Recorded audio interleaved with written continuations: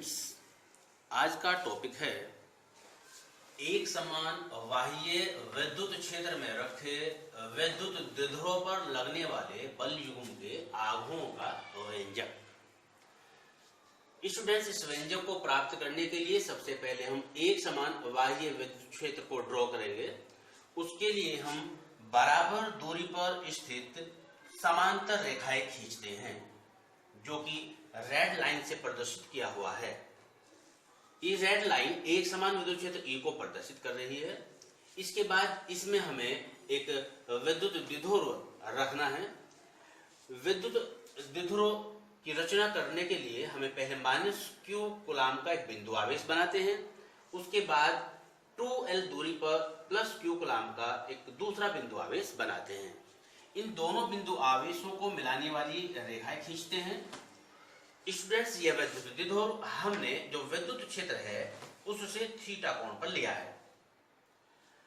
चूंकि कोई भी आवेश विद्युत क्षेत्र में स्थित होता है तो उस पर एक बल लगता है, अतः +q कूलाम आवेश पर भी एक बल लगेगा, जिसकी दिशा विद्युत क्षेत्र E की दिशा में होगी। जबकि -q कूलाम आवेश पर जो बल लगेगा उसकी दिशा विद्युत क्षेत्र E की दिशा के अपोजिट होगी, विपरीत दिशा में होगी।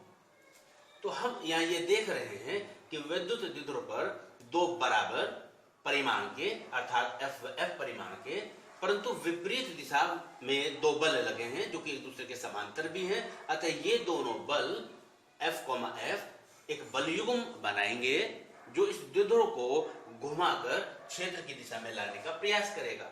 जैसे ये द्विध्रुव मान लेते हैं रखा है, थीटा कोण पर है, तो ये जो इसमें बल युग्म लगता है उसे घुमा करके क्षेत्र की दिशा में लाने का प्रयास करता है। अब हम इस बल युग्म का आघूर्ण ज्ञात करेंगे।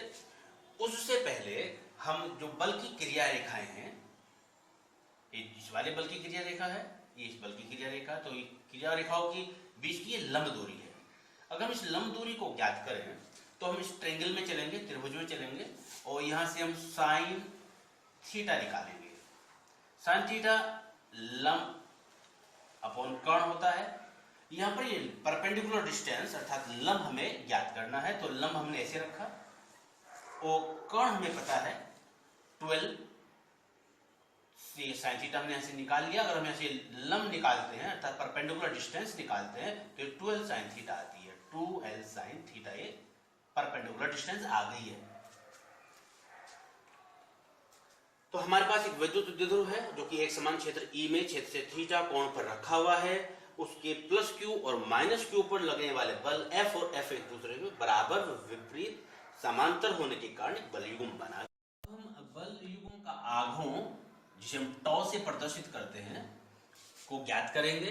उसके लिए हम फॉर्मूला अप्लाई कर रहे हैं। बल युग्म का आघूर्ण इक्वल टू एक बल गुणा दोनों बलों की क्रिया रेखाओं के बीच की लंबावत दूरी, अर्थात फोर्स इनटू परपेंडिकुलर डिस्टेंस।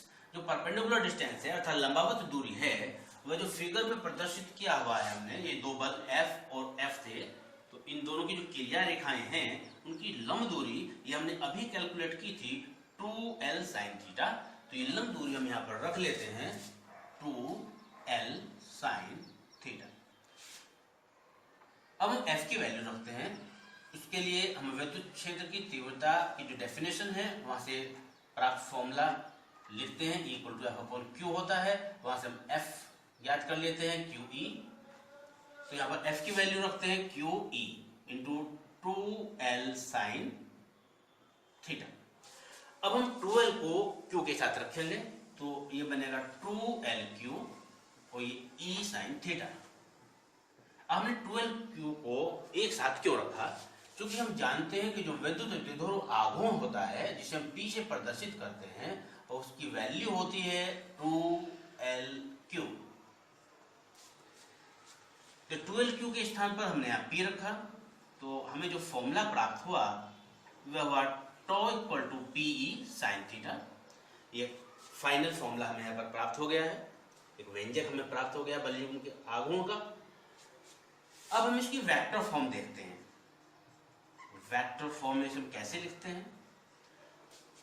तो हम जानते हैं कि जो बल आघूर्ण होता है, बलयुग्म का आघूर्ण होता है, वो एक वेक्टर क्वांटिटी होती है। तो हमने टो पर एक वेक्टर क्वांटिटी है, वो कोई भी वेक्टर क्वांटिटी तब प्राप्त होती है जब वह दो सदिश राशियों की सदिश गुणन से अर्थात क्रॉस मल्टीपल से प्राप्त होती है। तो टो बराबर होगा P क्रॉस E। इसमें हमने वेक्टर फॉर्मूला जो यूज किया है, A dot B equal to होता है A B साइन थीटा। यहां पर हमारे पास A के स्थान पर P और B के स्थान पर E क्रॉस होता है, यहां पर बीच में, तो P cross E equal to बनेगा P E साइन थीटा। तो हम P साइन थीटा को P क्रॉस E लिख सकते हैं, तो इसलिए यहां पर P E साइन थीटा को वेक्टर फॉर्म में P क्रॉस E लिखा गया है। इसके बाद हम एक विशेष स्थिति देखेंगे विद्युत द्विध्रुव की, कि अगर विद्युत द्विध्रुव एक समान विद्युत क्षेत्र में समांतर विद्युत क्षेत्र में लंबावत रखा है, द्विध्रुव क्षेत्र के लंबावत रखा है, अर्थात थीटा इक्वल टू 90 डिग्री है, जैसे कि फिगर में प्रदर्शित है। इस समय ये थीटा कोण पर है। अगर थीटा कोण पर ना होकर के क्षेत्र से 90 का कोण बनाए, तो उस कंडीशंस में जो बल युग्म होगा टॉ, वो हम कैलकुलेट करते हैं तो आएगा PE sin 90, PE sin 90, और हम जानते हैं sin 90 की वैल्यू 1 होती है, तो ये हमें PE प्राप्त हुआ। इस कंडीशंस में जो बल युग्म का आघूर्ण टॉ मिलता है वह अधिकतम बल युग्म का आघूर्ण होता है, और उसे टॉ से प्रदर्शित न करके टॉ मैक्सिमम से प्रदर्शित करते हैं। तो टॉ मैक्सिमम इक्वल टू में प्राप्त होता है PE।